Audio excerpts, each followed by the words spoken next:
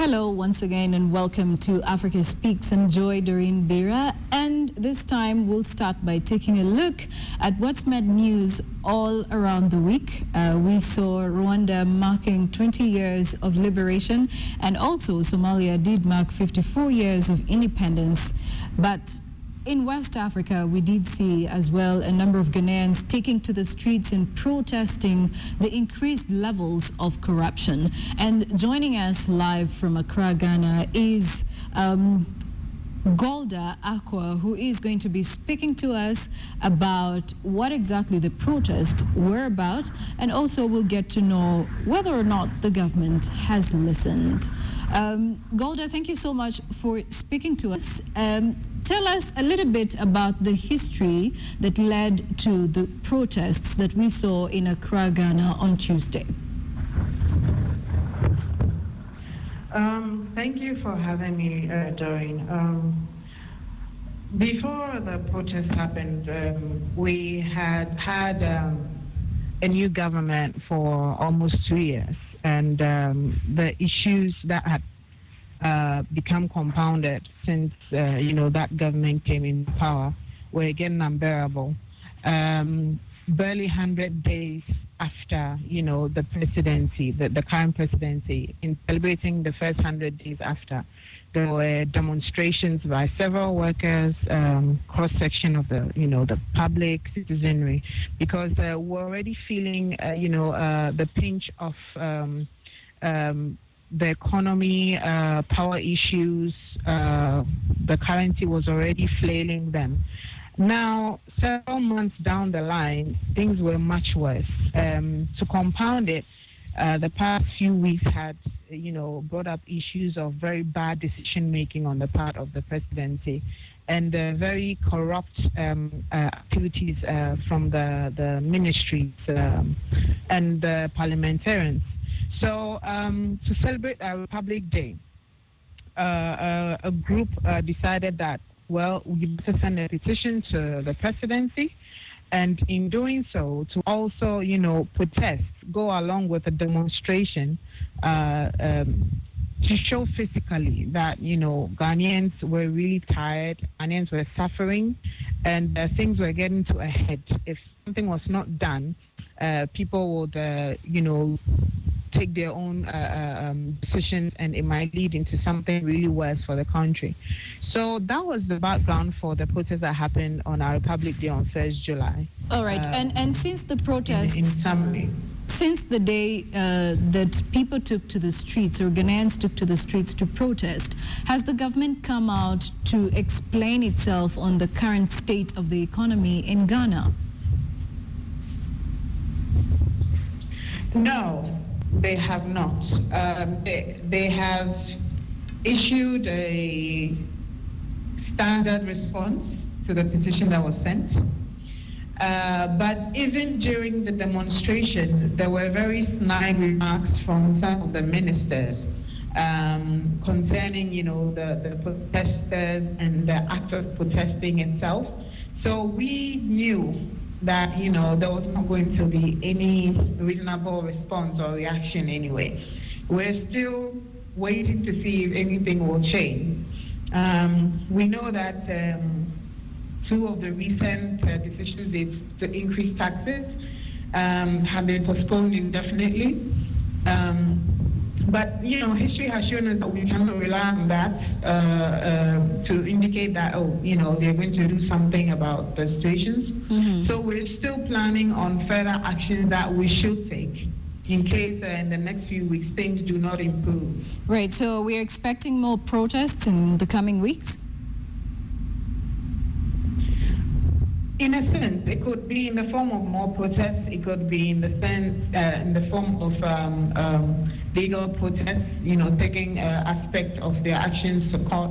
It could be in the form of strategies that are covert, that will not come out publicly. But we are looking at various strategies because we do realize that they are kind of immune to the only thing that shook them up about the protest that we held recently was that it came from a very, very different group of citizens. You know, the usual people who demonstrate might be those who are, you know, closer to the parties, the political parties. They are not too happy with, you know, benefits that they're getting, or people who have been, you know, paid by another party to demonstrate against another party. This time around, the demonstration was almost ad hoc. People heard about it. It took 5 days. People heard about it, decided to join. There were CEOs, there were self-employed people, there were students, there were normal individuals who would never have dreamed that they would ever get up to protest. You know, so it was a different approach, and we are at least lucky to have a lot of us very good at strategizing and figuring out how to go about this in a very different way, because we do intend to have results. Right. Well, thank you so much, Golda. We do appreciate the time taken to let us know what's happening in Accra, Ghana, and also the rest of the country, and giving us the reasons as to why Ghanaians who are perceived to be very peaceful had to take to the streets this week to protest the state of the economy. Thank you so much, Golda. That is Golda Na Adaku Ado, who is joining us live from Accra, Ghana, to give us the state of Ghana at the moment after a number of Ghanaians took to the streets protesting what they call heightened levels of corruption in the country, and also you know, the low levels of economic growth. Ghana's currency is perceived to have been the most, or can I say the weakest currency for the year 2014, according to Bloomberg. Now, we'll cross over to Somalia, where Abdulaziz Bilo, a journalist, is standing by to give us his insight or assessment of Somalia as far as 54 years of independence go. Somalia did mark 54 years of independence this week, and, well, Abdulaziz, can you please assess Somalia at 54 at the moment? Well, indeed, there's so much developments going on in this country. The country itself is celebrating its 54th independence anniversary. That's 54 years of independence. It's quite a long time indeed. So there's so much development going on in this country. The people have decided that it's time to rebuild their country. Not to forget that this country has been in turmoil for the past 23 years. And despite that, there is famine, there is drought that is always recurrent every now and then. And not to forget, there's an armed insurgency going on between, there's fighting rather going on between a local armed group known as the Al-Shabaab that has threatened to attack the whole of East Africa. And there is also the government forces and AMISOM, in which KDF, Kenya Defense Force, is a part of. So much development going on in this country. There's been capture of so many towns, so many districts. It's still under the control of the government now. The thing is, now the government is feeling a bit challenged in terms of service delivery. The question is how to deliver the service to the people who are in these remote regions. But not to forget that there's a new government in place in Somalia. It's only 2 years now since it was formed. We need to give it more time. We see where it's progressing and we see where it's headed. But another thing is that the people have decided to venture into business. Businesses are propping up because you can see shops being opened at night. To be honest, when I came to Somalia, it was in 2011. Absolutely, there was no way no one could walk out at night because parts of the city, almost I can say 70% was under the control of the armed group that is Al-Shabaab. But now you find the government has taken control of large swaths of land, not only in Mogadishu, but in many parts of the country. And that makes it a free flow for people. There is also investment. The Somali diaspora, they have come back in large numbers. Hotels are propping up, big businesses, big hotels, and a lot of development is taking place. Well, a lot of developments, you say, are taking place in Somalia at the moment, Mogadishu, and you've seen that the role that the AMISOM forces have played as well have contributed to the stability of Somalia. But let's talk about the rebuilding of Somalia. You did talk about the fact that the business has come up, but what can you say about rebuilding of Somalia? Well, you can never ever underestimate the power of the Somali people. This is a country that has been in turmoil for 23 years. You can take, for instance, 54 years of independence, and you minus 23 years of that gives you 31 years. They've only been stable for 31 years, and you see the much that they've done. But now it's just 23 years that turmoil. We hope the turmoil is going to end, and then the Somalis will start rebuilding this great country. And we can see the potential of the Somali people. We can see the Mogadishu now. It's very much developed. There is street light. You see kids playing soccer in the streets at night. That's very encouraging. Personally, I'm a fan of football. I love going out to watch football, and then the stadiums, they're being revived. Basically, all aspects of the Somali people are being revived, and that is indeed a good head start for Somalia. And indeed, Somalia is headed in the right path at this stage. Thank you so much, Abdulaziz Bilo. He's a journalist in Mogadishu and also a Somali citizen, making his assessment of Somalia at 54.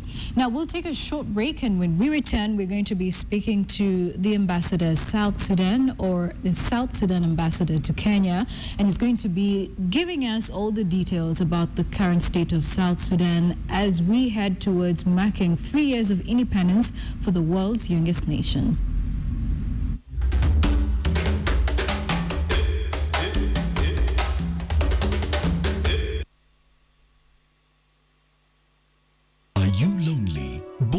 Looking for a partner or someone to talk to? Well, look no more. Call 0900 620 222 to talk and socialize with new friends without disclosing your phone number. Every day our hands pick and transfer germs from different surfaces to us. Even hands that look clean can have lots of unseen germs. Kids, go wash your hands now. And because soaps are usually shared by more than one person, they can become dirty, leading to multiple germ transfer. That's why I prefer to use Dettol Liquid Hand Wash. Every drop is pure because it's untouched by other hands. Dettol Liquid Hand Wash gives 10 times more protection against germs that cause diarrhea and other infectious diseases, leaving hands hygienically clean. For a healthy family, use Dettol Antibacterial Hand Wash. Dettol, in partnership with the Kenya Medical Association. Be 100% sure.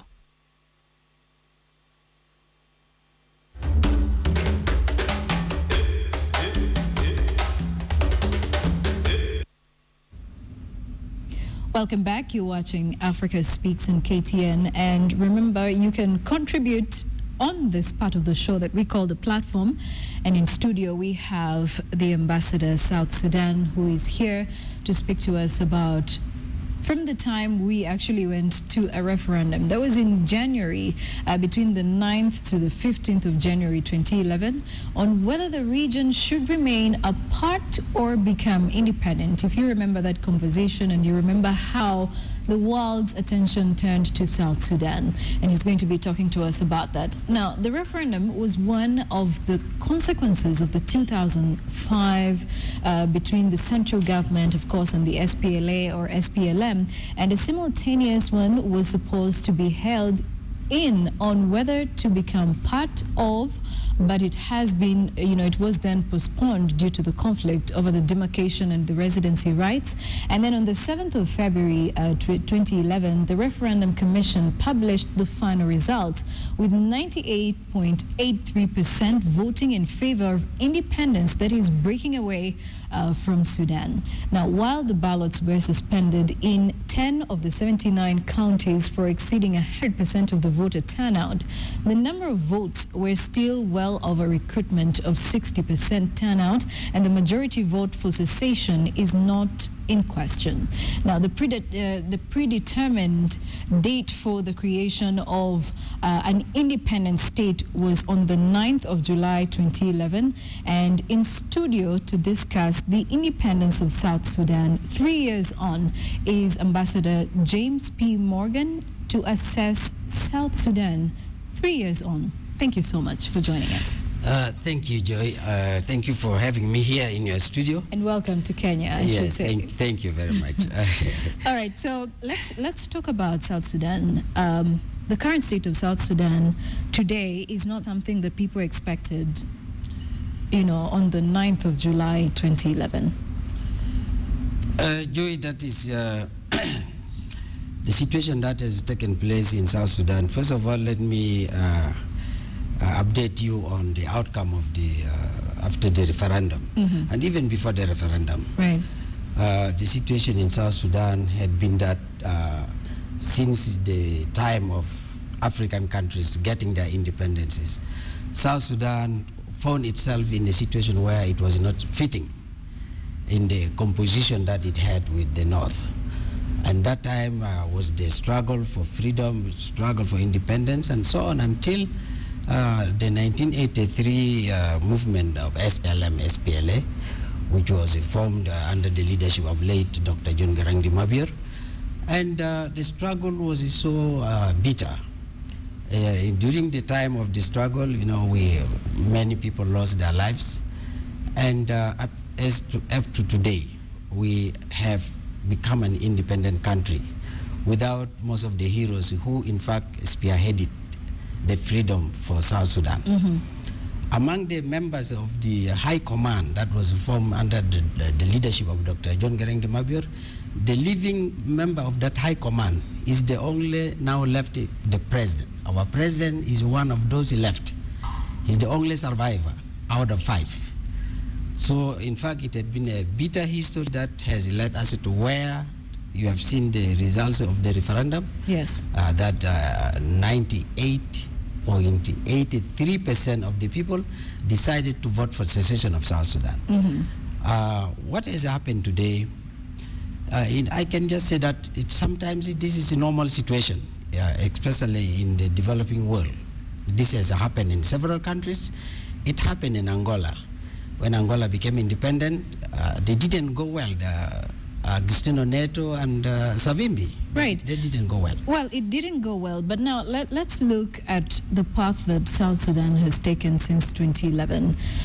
One expected that, knowing that it was, a part of a country that had been fighting to secede from the northern part, and now they finally gained independence. One would actually think that the leadership of South Sudan would come out and say, look, I think it's forward moving, there's nothing like backward moving. But what we saw that broke out on the 15th of December 2013 is just the opposite of what a lot of people across the world anticipated South Sudan to be. What would you say about that? Let me just recap that a little bit.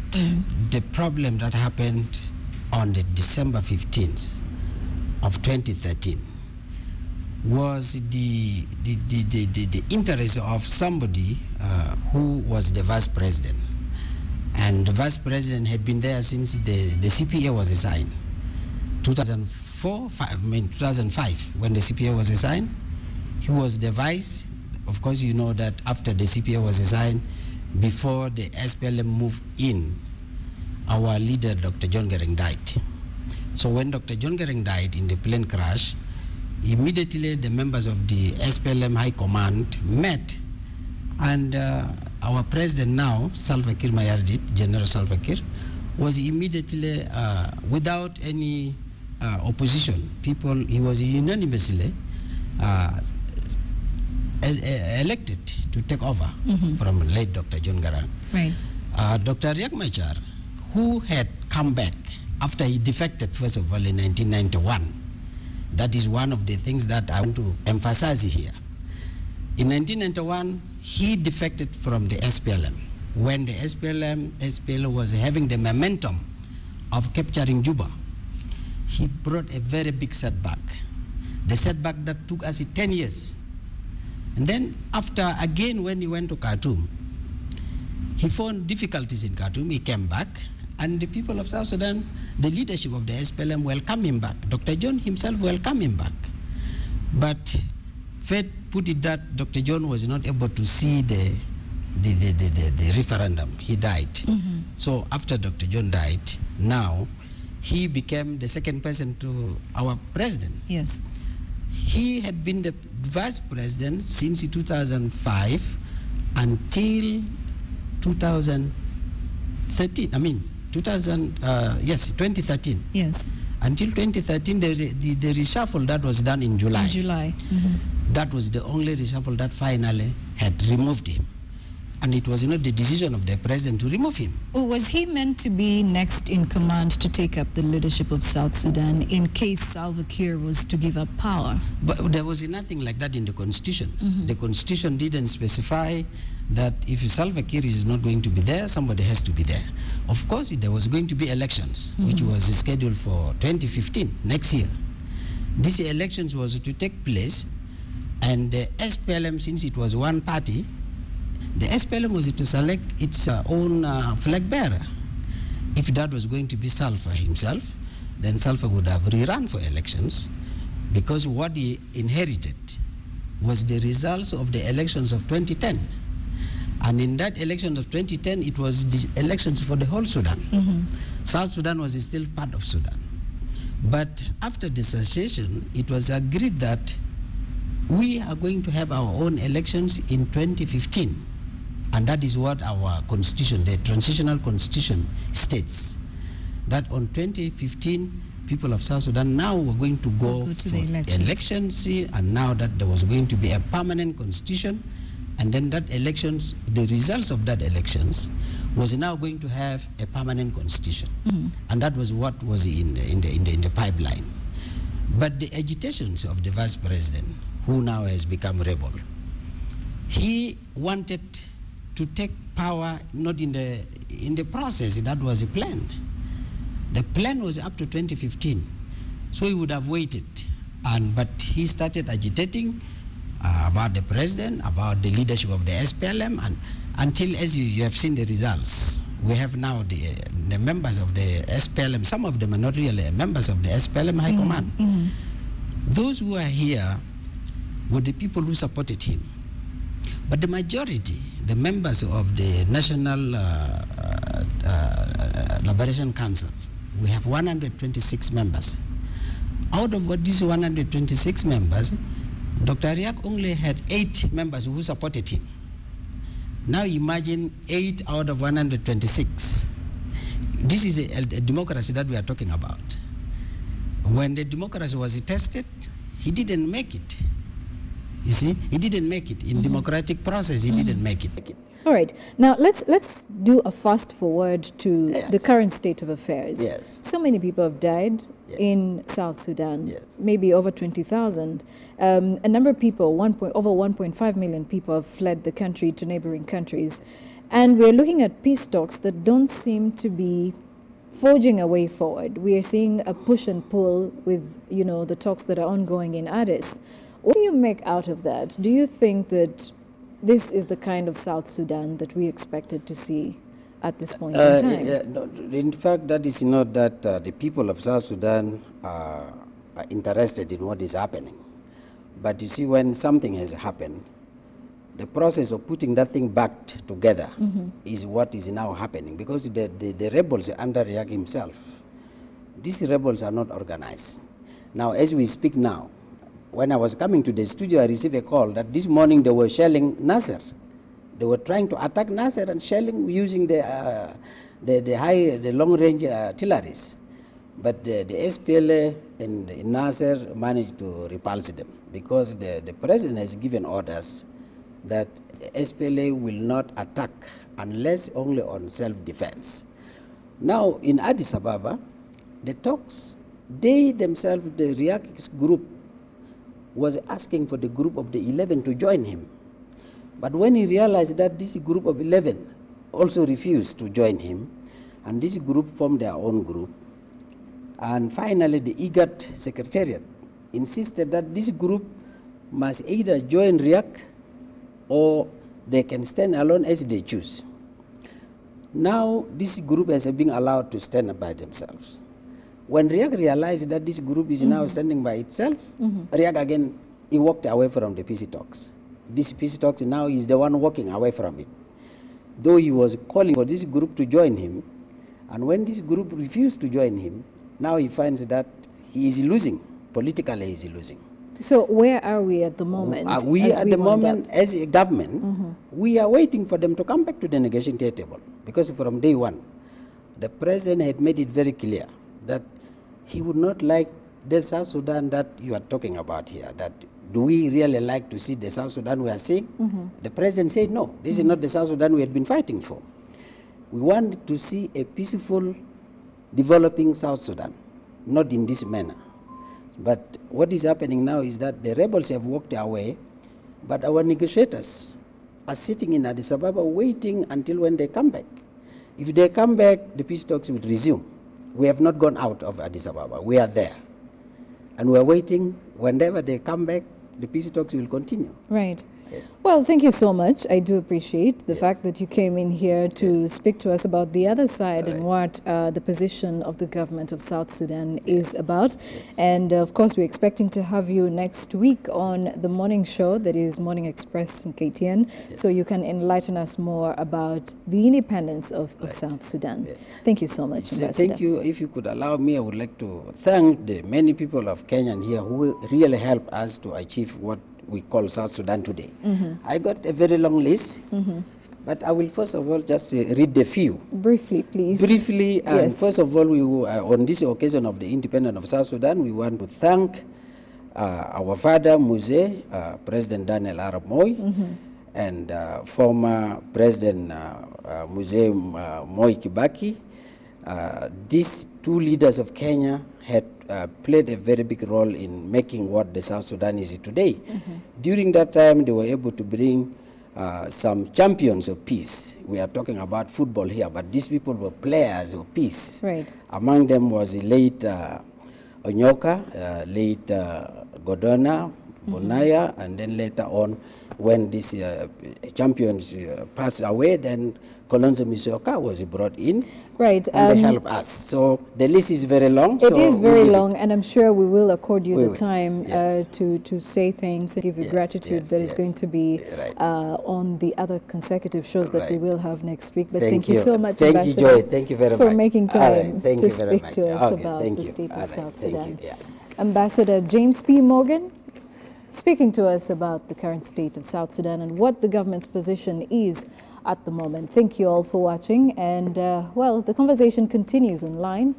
My name is Joy Doreen Bira. God bless.